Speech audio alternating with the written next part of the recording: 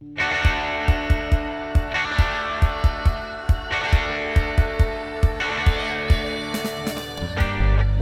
to The Worst Writer in the World, a podcast in which we read stories to you.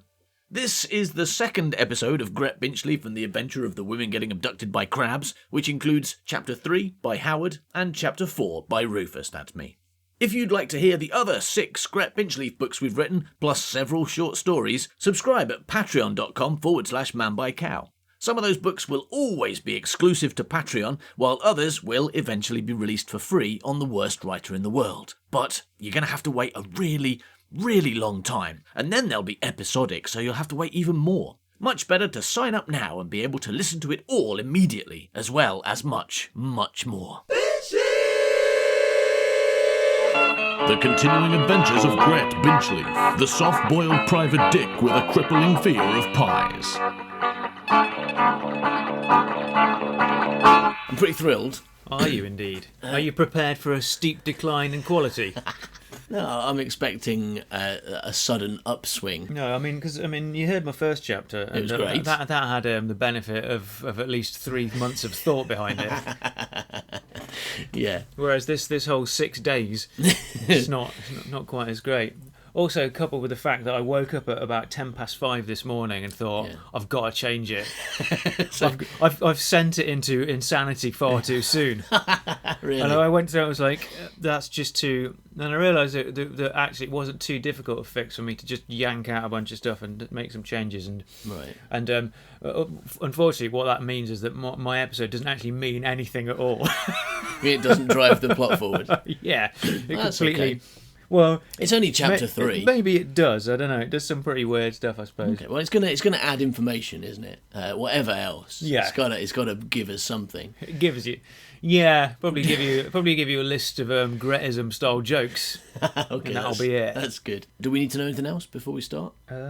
No. I'd like to say that the reason there was mad stuff in it was entirely your fault for stuff you'd laid in the previous episode. My episode which made was me really write normal. which made me write some completely far down the line stuff. All my episode did was have him meet a woman and then go downstairs in a lift. There's nothing mad about that. Yeah, but me and lifts. I've got a long history of watching Doctor Who, and everyone knows that if you go down a lift, that the Daleks are down there. Oh, God. Or the Cylons, if you're watching Battlestar Galactica. Yeah. So, originally in the chapter, they went down there, and it was everyone was operated by Daleks. No, that's not what happened at all. It was a professor... Everyone was operated by Daleks. Yeah. That is weird, right? So there's other people with a Dalek inside them. It's really weird, because it's really difficult for the Daleks to use the strings, because they don't have hands. And to fit in. Oh, right, yeah. No, they weren't wearing them. They were operating them like puppets. And Gret just happened to look up and he sees all these Daleks floating above him. Yeah, what are those Daleks doing up there? Hold on a second, what are these strings on my arm? I'm a Dalek puppet. Cool, well excited. Let's go when you're ready. Okay. So obviously the thing I'm looking forward to most is the chapter title. I bet you are. You don't get that first. We get the plot so far first, right? Oh yeah. Sorry, I forgot. How exciting. Yeah. So not that exciting. And one of the last things I did. The plot so far. When his one and only love is crabducted, titular hero Gret Binchleaf, who is 1% yular hero and 99% tit, immediately makes plans to escape, but his plans are interrupted when the crabductors return and start eating everybody in the vicinity in some kind of payback for years of turning them into sticks, probably. What? Turning them into sticks? Crab sticks. Oh, okay, yeah. Yeah. And eating them, basically. Yeah. With no other option available, he takes up a junior position as assistant to famous gumshoe and ghost impersonator Susan Cheese-in-a-Bag. I forgot her name. Together, they take a ride in a hidden lift to her secret bunker. And for once, my friends, that is not a euphemism. What awaits Gret in that underground lair? Will there be crisps? Find out this very now on Gret Binchleaf and the Adventure of the Women Getting Abducted... What's it called? Gret Binchleaf and the Adventure of the Women Getting Abducted by Crabs. Yeah. Okay. That sounds quite exciting. I'm going to listen to chapter 2. That sounds good. Chapter 3. Gret off my lawn. How many options did you go through before settling on that, or was that the first one you thought of? I'd got a bunch written down. Yeah. That probably was one of the... I think that was the first one I wrote down. Yeah. And then I just thought, yeah, I'll have that one. It's got nothing to do with anything. I was very close to choosing one that had nothing to do with anything for chapter 2, and it was only at the last minute, and only because I thought you'd find Let's Get Ready to Rumble funny that I chose that, and then it had a bit of a link. But the three that I had planned originally had nothing to do with anything whatsoever. I didn't care. So expect that from chapter 4. I think so, yeah. I mean, it's fine to kind of like try and make sense for at least a chapter. But that's all you can expect. Yeah. Although I did try and trim back the excess of this particular chapter. I may have failed. I have failed. It's only chapter 3, and I bet we're going to go to a parallel universe. It's your answer to everything. Gret looked at the parallel universe. That's a good first line. Gret looked at the parallel universe. That's a parallel universe, he said, stepping into it. Okay, let's go. Gret gazed about the enormous pyramidal chamber with his face eyes. All around him, furnaces were firing up, and thousands of gigantic ice cubes were beginning to melt. Within the frozen blocks, supersized cephalopods began to wake, clacking their giant beaks in hunger after 5,000 years of sleep. Are we still in the first paragraph? Yeah. It's brilliant. Yeah, okay. But, my friends, it wasn't the massive octopuses, stored in readiness to engage their natural prey in battle, that had caused Gret's gratuitous swear-doing. No, it was the ginormous statue, there in the centre of it all, towering high above everything, an ancient Egyptian sculpture with the phrase, "The zip was sacred," carved into the base. "That statue!" proclaimed Gret. "Yes," replied Susan. She was Scottish, right? Yeah, she was, yeah. "Yes," replied Susan. "Does it remind you of anyone?" "How could it? I've got a sheet over my head." "Why, does it remind you of anyone?" It did. And as Gret stared at the statue, the scabby-lipped statue seemed to stare right back.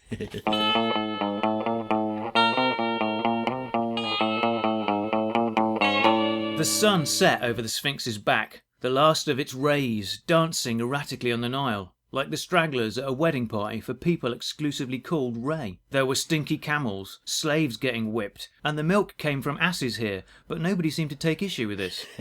It was 3,500 BC, probably, or something, whenever ancient Egypt was, basically. Whatever, it was hot, stupid, and rubbish, thought Greta Titi. Yes. Good. I particularly like it was hot, stupid, and rubbish. That's my favourite line so far. Based on experience of other countries there. using research methods there. Greta Titi was an enigma. I'm glad that you find that name amusing. Yeah, it's good. Greta Titi was an enigma, even to himself. He didn't know how he'd gotten here, he couldn't remember where he came from, and he had no idea who he was. Ooh. What a fucking idiot. He had washed up on the banks of the Nile 4 years since, totally naked and unencumbered, save for the bump to his head and a cryptic message scrawled hastily on his palm. On being found by soldiers, he had been dragged into Giza's main triangle, that's definitely what they had, and publicly mocked for his nudity. Whereupon, so embarrassed was Greta Titi by his naked flabby body that without thinking, he scrunched up his face, made an sound, and grew himself a robe. I took that to be canon because it was in the first episode. Oh, yeah, no, absolutely.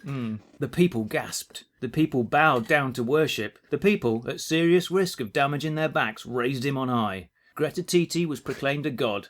There were obvious pros to being a god in ancient Egypt. He was given all the food he could eat, pies didn't exist, and he could have as many wives as he desired, which turned out to be handy, as they all kept dying under mysterious circumstances. Good. The con to being a god was that people always wanted to know what he thought. And then, of course, one thought was never enough. No sooner had he told them what he'd thought, that they'd want to know a thing he also thought. And to be honest, he didn't think much at all. Good. But thinking things aside, Greta Titi, the god of free clothes and sometimes hats, didn't have it too bad. All in all, he could have suffered Egypt well enough with its interminable heat and its weird bum milk. If it weren't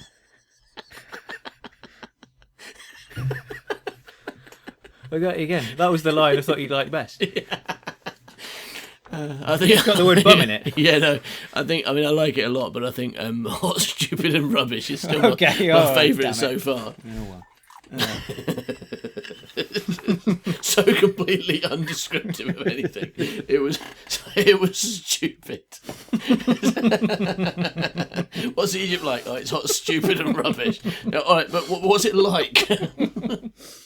All in all, he could have suffered Egypt well enough with its interminable heat and its weird bum milk. If it weren't for his arch enemy, or as he liked to call him, his arch NEU. And did. I could suffer the heat and bum milk if it weren't for my arch NEU. Good. This is great. It's like a list of in-jokes. It is. Yeah, that's all it is. Inuku hated Greta Titi. It's a confusing sentence. Yeah. Before he came along, Inuku, the god of making crabs go big, had been the cool god on the block. But now almost nobody wanted him to make crabs go big. They were always too busy going to the temple of Greta Titi for discount footwear to come and watch him make crabs go big. I really enjoyed the repetition of cheese in a bag last week, and I think that that just saying things over and over again is a key. Yeah. Inuku wanted revenge, but since Greta Titi was a god and immortal, Inuku had settled on killing Greta Titi's wife instead. Unfortunately, this had turned out to be an endless task. Although, given he had nothing better to do with his time, now that the novelty of crabs going big had worn off, Inuku vowed to kill every single one of them, no matter how long it took. Even if it took a lifetime, i.e. forever, which it would. Good. Inuku was a sad yet fresh-looking fellow. He was entirely red, with the body of an orc and the head of a sunfish. The bird, not an orc from Tolkien or anything like that. Okay. Which meant, when he went for a fly, he had to do so with a bucket of water on his head. And because of his redness, he never knew if he'd been sunburned.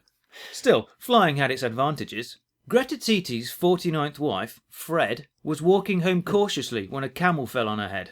Arthur Pasdy, the wise, kind high priestess, hurried to deliver the terrible news. She bounded down the temple corridors towards her god's chamber. God looked up as a gorgeous pair of titties bounced into the room. "Come here, you pair of beauties," he said. As Arthur entered seconds later, she found God kissing a pair of titties. Namely, Grab-a-Titty is boy, age 3, and Chastity is little girl, age 2. What was the first one called? Grab-a-Titty. Greta Titty loved kids. Okay. I've slightly changed his name there for the purposes of this. "You may go," he told them, now they'd served their purpose, and he gave them each a bottle and sent them on their way. The pair of titties bounced out of the room, spilling milk as they went. Oh, dear. You can cut that line. No, that's got to stay, especially for the embarrassment in your voice. It was on the verge of getting cut so often. I thought it's just gone too far. Greta Titi recognised Arthur's solemn face immediately. "Shit snorkelling," said Greta Titi. "Not another one." "I'm afraid so, O mighty one," she said in an equally solemn voice. "That's the 3rd this week." So back in Egypt, all the wives just have regular man names. Yeah. Like, they haven't developed to have the kind of combination names of the future. Yeah. They're just called Fred and Arthur. Exactly. Okay. I think that's is that historically true? Yes. In Egypt, women had like modern English man names. Yes. Well, man names that were popular in the early part of the 20th century in England. Yeah. Like Fred and Arthur. I think maybe he names them. Maybe he names all the people. Because Okay. he's God. "That's the 3rd this week." "Perhaps you might want to figure out who did it now." "Damn it, Arthur. I'm a god of free clothes and sometimes hats. I'm not a detective," said Greta Titi. "No, I'll just have to get married again and hope it works out this time. Are you married, Arthur?" "I'm married to my religion." "Here, aren't I your religion?" Yes, but..." She needed to think quickly if she was going to get out of this one. "But, I'm half pie on my mother's side." Greta Titi gasped and stepped back, gazing fretfully at Arthur Pasty. "But it skips a generation," continued Arthur. "I'm safe, but if we ever had chidlings, there would be a distinct possibility that one of them would be a pie." "I see," said Greta Titi, not seeing. "Well, just don't come too close." "Yes, Almighty One. Has his godliness considered not getting married?" "Interesting thought, Arthur. But no, A man needs to empty his bean can. A man needs a plate with an egg on that he can place a sausage next to. And, stick a fork in his spicy wedges. Her guard often spoke in this strange tongue with these cryptic wordings. In fact, he had arrived that fateful day with one such message scrawled upon his palm. Many philosophers and magic men, even the legendary Sir Trimble, had tried and failed to reveal its hidden meaning. Since then, the message had been carved into the base of the mighty statue of Greta Titi, which sat this very now in the centre of the temple. He looked at it. "Damn those indecipherable glyphs," said Greta Titi, barely. "If you're going to go to the trouble of making a glyph, it could at least be a decipherable glyph. What the drill master's ballsack can it mean?" If only he could remember his past.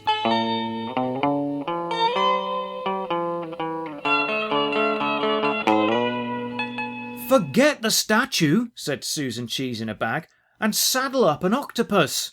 Gret stared at the statue. The words, "The zip was sacred," floating before his eyes. "Gret, hello, are you there?" said Susan. "Hold on a minute.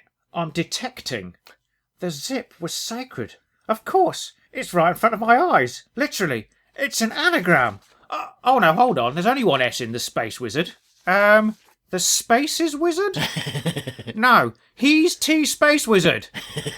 "Gret, we haven't got time for this. We need to ride the cephalopods to victory," said Susan haughtily. "Just a sec, I'm getting some detection.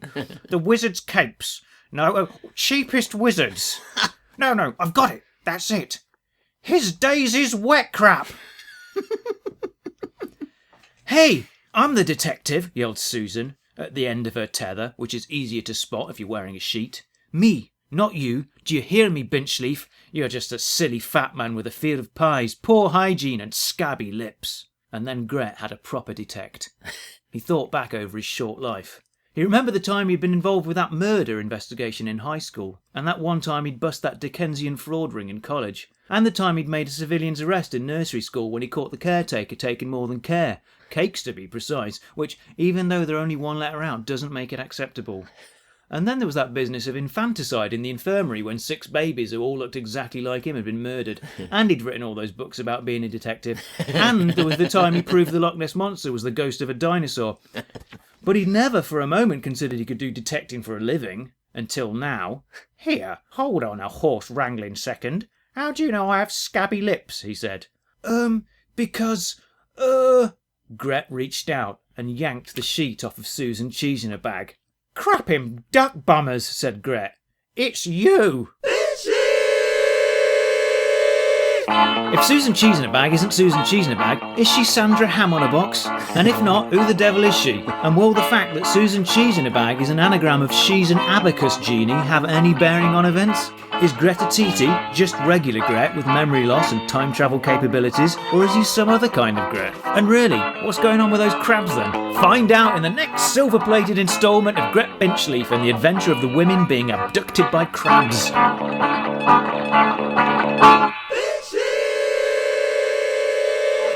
The continuing adventures of Gret Binchleaf, the soft-boiled private dick with a crippling fear of pies. The plot so far. Gret Binchleaf is working with world-renowned consulting detective Susan Cheese in a Bag, investigating the case of Susan's sister, Jimberly, who got abducted by a crab, probably. Gret has discovered several things. 1. Susan Cheese in a Bag always wears a sheet on her head, ostensibly to hide from her would-be crab abductors. 2. The Smythe family has a big cave under their house which contains giant frozen cephalopods and a great big statue of Gret with the words "The zip was sacred" inscribed at its base. 3. Nothing else. It also turned out that, in ancient Egypt, there had been a god called Greta Titi, who could grow clothes and was scared of pies, and so may well have been Gret Binchleaf, but we don't know for sure because he'd lost his memory. Unfortunately for Gret, he doesn't know any of this because it was a narrative flashback that he wasn't party to. And finally, as Susan hassled him to stop staring at the statue of himself and do something, Gret realised that something is proper amiss. That's true. Nothing happened last episode. Apart from he pulled a sheet off a person. Yeah. Alright, so Gret Binchleaf and the adventure of the women getting abducted by crabs. Chapter 4. With Gret power comes Gret responsibility. Oh. "Hey, I'm the detective," yelled Susan, her voice distorted with frustration. "Me, not you. Do you hear me, Binchleaf? You're just a silly fat man with a fear of pies, poor hygiene and scabby lips." "Here, hold on a horse-wrangling second. How do you know I have scabby lips?" Because... Gret reached out and yanked the sheet off of Susan Cheese-in-a-Bag. "Crapping duck bummers," said Gret. "It's you. I mean, me. You're me." Gret was surprised to find himself, and not in a groovy spiritual way where you find yourself by going to the desert and drinking loads of drugs with some hippies, but in an actual literal way where you find yourself by pulling a sheet off someone's head and finding yourself underneath. "I knew it!" Gret exclaimed. "I knew I recognised you. You're me, but with less gravy on." "Gret, what on earth are you doing?" Gret was surprised to see Susan Cheese-in-a-Bag, with her sheets still on, standing a few feet away from them and tilting her head in an irritated manner. "It was a trick," Gret realised with his voice. "Hey, why did you pretend to be Susan Cheese-in-a-Bag? I thought this would go smoother if you didn't realise I was you. And I know you trust Susan because I remember being you and listening to everything that sheet-wearing idiot said." "Gret, who are you talking to?" Well, Susan Cheese-in-a-Bag, I'd like to introduce you to myself." "His future self," explained future Gret, "with less gravy on." I'm especially enjoying the two different Gret voices. Yeah, I've practiced that. Hardcore, this is. I've practiced that for ages. "His future self," explained future Gret, "with less gravy on." "Gret, are you sure you're not just looking in a mirror?" asked Susan, giving Gret a valuable insight into just how little respect she had for his intelligence. "Hey, I just totally detected, on my own, that it wasn't you under that sheet." "Yes, well done. You worked it out. By the fact that I'd suddenly gotten 80 kilograms heavier and 9 inches taller, and I had a man's voice. And because I've been standing over there the whole time in plain view." "I should have worn my Cyber Hitler outfit," said future Gret. "You'd never have guessed it was me then." "Look, can you tell me what it is you want and then leave, please?" said regular Gret, who was finding it difficult to keep up with who was talking, even though he was one of the people doing the talking, and that should have made it easier. He could only imagine how hard it must be for Susan Cheese-in-a-Bag, or anyone else who could hear the two Grets but for some reason not see them. "I've come to tell you how to get into the statue," explained future Gret. "I know you're too stupid to work it out for yourself, so I thought I'd better time travel back and help you." Gret was so confused that his socks changed colour. I thought if he grows his clothes, he should also have certain chameleonic properties, whereby his mood changes, so do the colour of his clothes, you see. "There's a doorway in the groin," future Gret continued. "You climb up a ladder on the left leg and go in through the fly. That's why it says the zip was sacred at the base. It's a clue." Ah. "Not a very bleeding good clue," complained now Gret. "Why sacred? Why doesn't it say the zip is the entrance?" "It's also an anagram," future Gret explained. "Well, I guessed that, but an anagram of what? I can't work it out. I thought it might be the Space Wizard, because that's what I am, and it's a statue of me. But it's got 2 S's in it. Is it the Space Swizzard? In the future, am I going to become a swizzard?" Future Gret threw his head back and laughed. Then he went and picked up his head and screwed it back on. "I can't believe I used to be you," he said. "You're such a melon, Gret. A useless great sweaty slab of cheese who can't even grow clothes properly." Gret might have argued, but since he was standing there wearing only a pair of white pants, socks and trousers on his head, he figured maybe future Gret had him on this one. "Right, I'm off," said future Gret, reaching into his pockets and pulling a strange handheld device from one and a live mole from the other. Wait, have you got any advice for me from the future?" "Yeah, I'll tell you what I think," said future Gret. "If it looks like a duck and quacks like a duck, then there's no point telling me it's a house. I can see it's not a house, you fucking idiot, it's quacking." Future Gret looked over at Susan Cheese-in-a-Bag and nodded conspiratorially. "I also think you should watch out for that woman." "Why?" said regular Gret. "She's an abacus genie," future Gret replied. Then plunged the pointy bits on his device into the mole's eyes and vanished.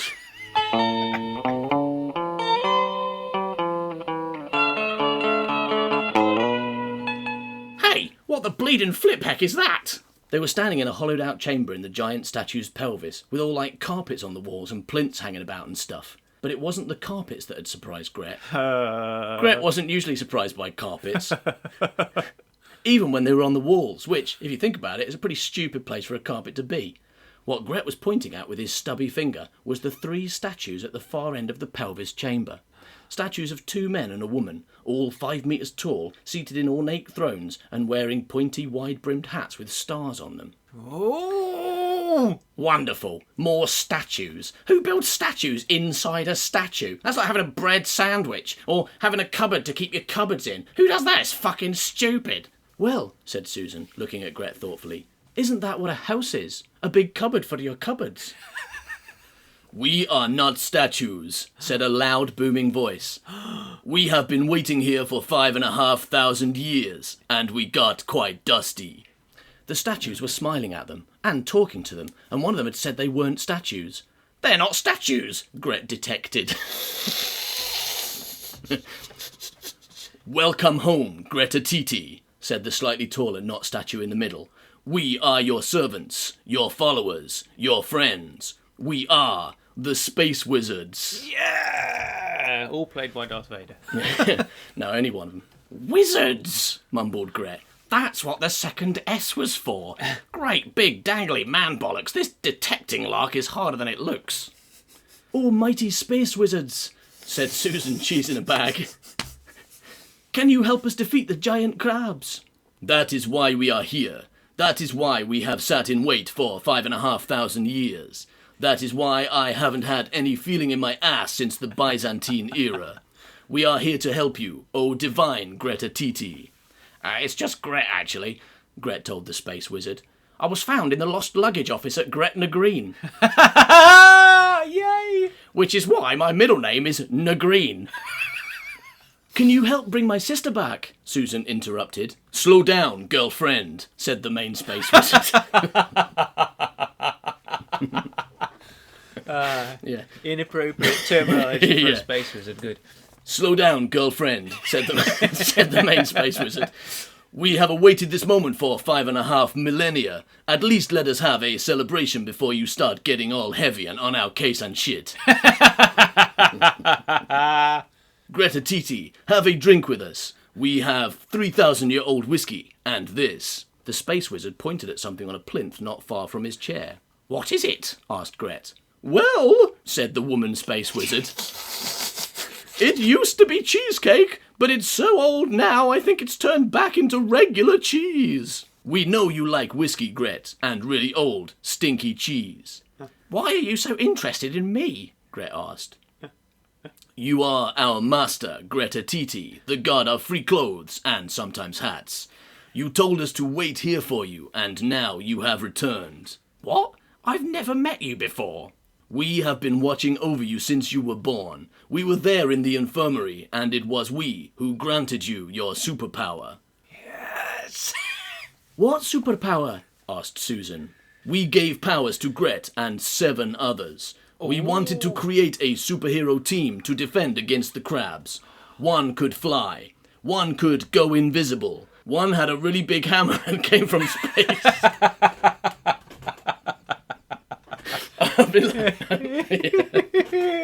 I've been laughing about that set flight for days. One had a really big hammer and came from space. That is a good power.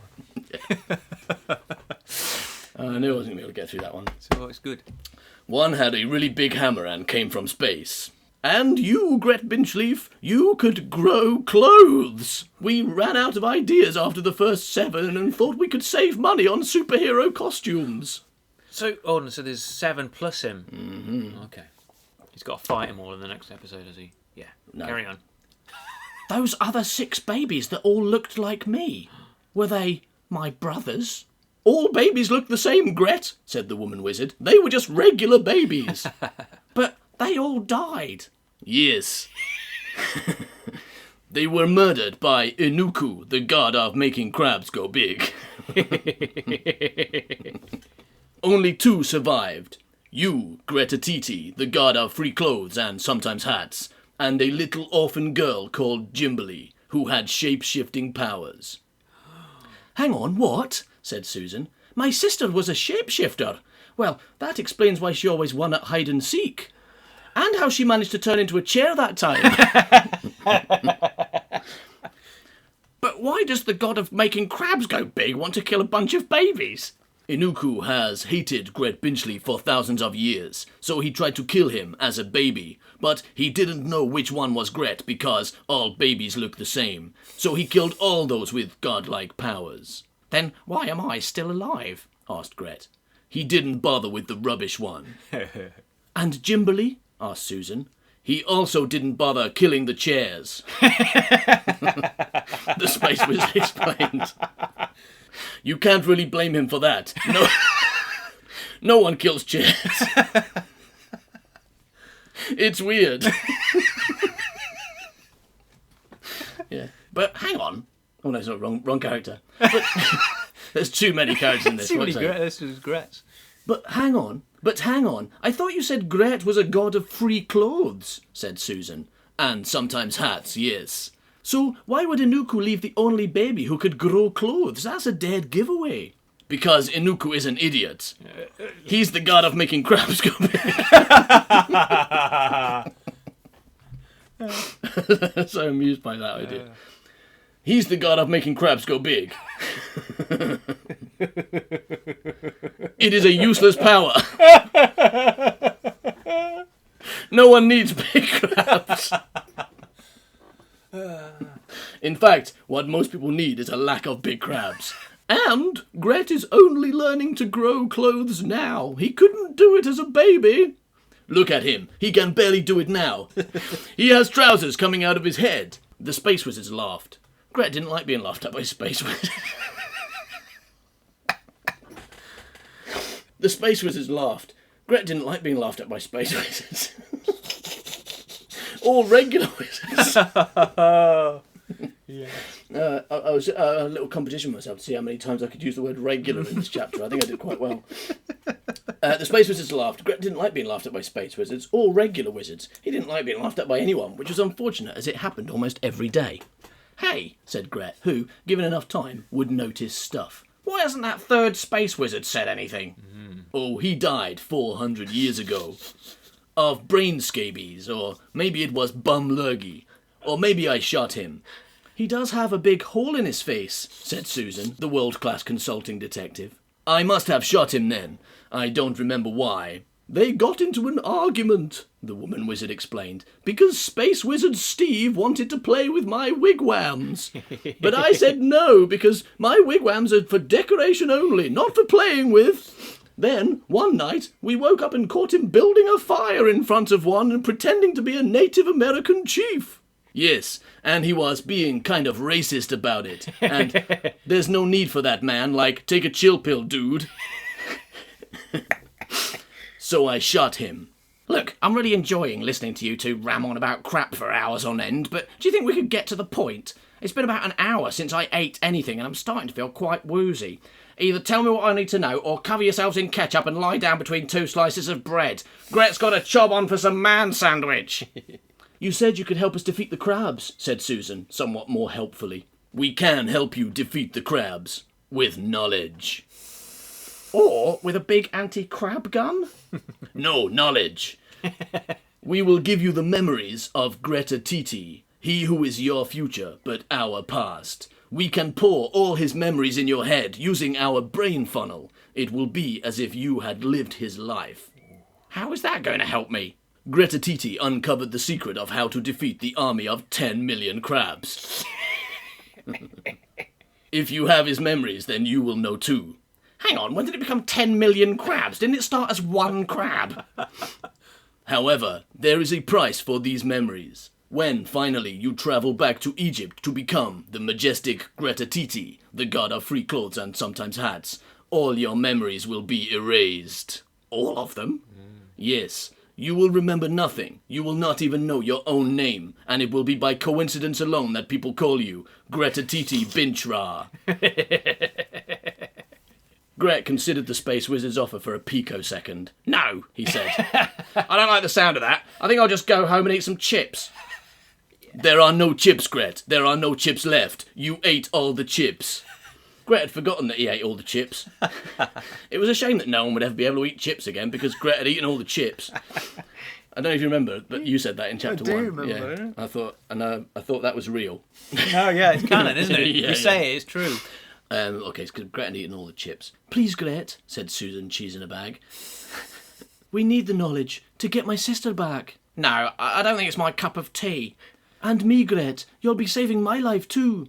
Look, I'd like to and everything, but I've got to post a letter, and I promised my neighbour I'd help him lift a chicken.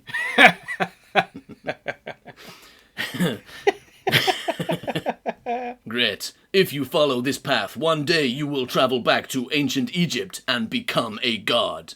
I don't want to go to Egypt. I've heard about Egypt. It sounds hot, stupid, and rubbish. But if you travel back in time, it will be to a period before you ate all the chips, and you'll be able to eat chips again. Okay, let's do it. Gret agreed emphatically, and before he could change his mind, or suspect that there might not be that many chip shops in ancient Egypt, the space wizard pressed a button on his big chair, and Gret's mind exploded like a bag of crisps in a spaceship.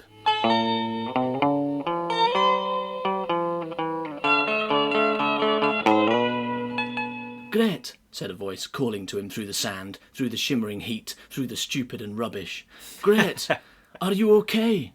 What? Where am I? Is that you, Chastity? What happened? You fell over again. It's like the 4th time since I met you, and that was only 20 minutes ago.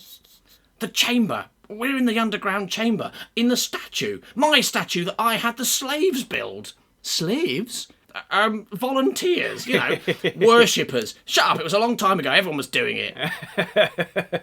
What about the crabs? Do you remember how to defeat the army of 12 million crabs?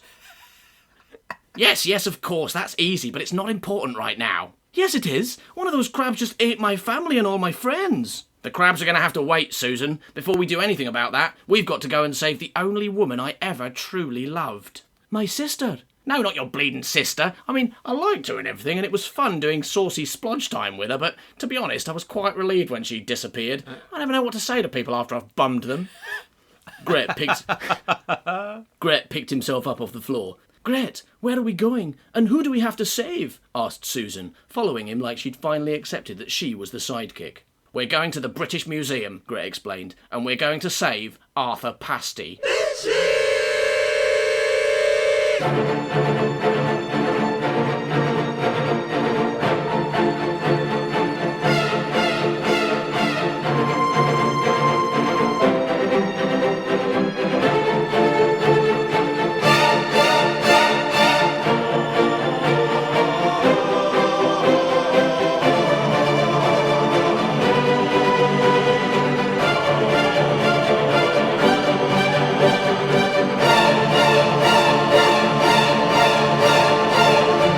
Thanks for listening to this episode of The Worst Writer in the World. You're great. So good. But you know what would make you even better? Yes, like a wooden leg, so you can like use it if you get stuck in sea and a shark wants you.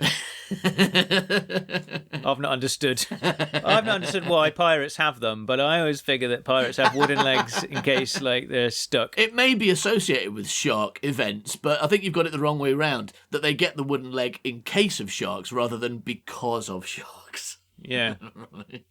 Like, as a result of shark attacks. Not, I'll cut my own leg off with a saw, replace it with a bit of wood, because that'll come in handy for beating a shark if I ever get attacked by one. Yes, that is my understanding. Well, it might be half true. Maybe, like, pirates get their leg bitten off by a shark. Yep. And then they're like, well, I need to replace it, but I might as well basically replace it with a kosh. Yes. Right? I'll replace it with a baton, because if this happens again to my other leg, I'll be ready with a weapon to attack that shark. It's brilliant. I could believe that. I do believe that. Anyway, what I was going to say was people should join the secret gang on Patreon. Oh, right, yes.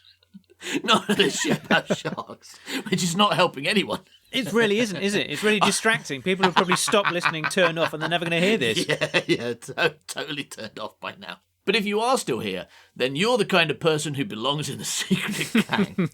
Because listening to us talk is one of the many benefits you get from it, as well as many more Gret Binchleaf stories. Wow. The Secret Gang podcast, exclusive to Patreon, now over 100 episodes of it. Lovely. Videos. Rufus, Man by Cow episodes. Rufus, this all sounds I can't great. even tell you how much there is. Yeah, talking about how much. I mean, how much will it cost me to join your secret gang? Well, you can join for $2 a month. What's that in English? It's about £2 actually, for some reason, the way Patreon works it out. I don't quite understand why, but I think it is basically £2 or $2 if you are in any country that makes sense for. It will also charge you in your local currency, so you don't have to worry about that. You go to the website and it says it's this much in your currency, and it works it out for you. But yeah, join at the lowest tier and check it out, because you get loads even there. Even on the lowest tier, you get an absolute ton of stuff, yeah. So you can check it out, see if you're into it, and if you like it there, stay there. If you don't like it, go away. If you like more, you can upgrade and get lots and lots more stuff. And it's all great. And, of course, it makes us happy. Yeah, that's money, isn't it? Money That's a makes nice thing to do, that's money is the root of all happiness, as they say. And when you give us your money, it makes us happy. Yeah, I mean, I'd say being able to pay me rent is the root of all happiness. Or having food. Having food is the source of all happiness. Yeah, they say that money can't buy you love, but they're lying. I mean, you won't get much for £2, obviously. Maybe a quick off the wrist. Yeah, also, I don't want your money to buy love. I wanted to buy some potatoes. And no one says money can't buy potatoes. Yeah, that's not a famous... I just want some dinner. That's not a Beatles song. I don't care too much for money. Money can't buy me potatoes is not a Beatles song. And if you think it is, because what's it wrong would have with been you? really immediately demonstrably untrue at the time. I mean, Oh, yeah. In that country and at that time, like, people would have been like, right, I quite like these Beatles with their first couple of songs, but this one's terrible. Money can't buy me potatoes. So incredibly obviously untrue. Yeah. I just bought potatoes. I was buying potatoes when I heard the song in the shop. That's how wrong this is. Yeah. Yeah, so if you want to help me buy potatoes for me dinner, Yeah. then join the secret gang for $2. No commitment. It's fun. You get loads of brilliant stuff, and also support my potato habit. Yeah. All right. Well, see you next week, everybody. Bye, milk. Goodbye, milk. He's a stupid, suck-ass, rubbish writer. Yeah.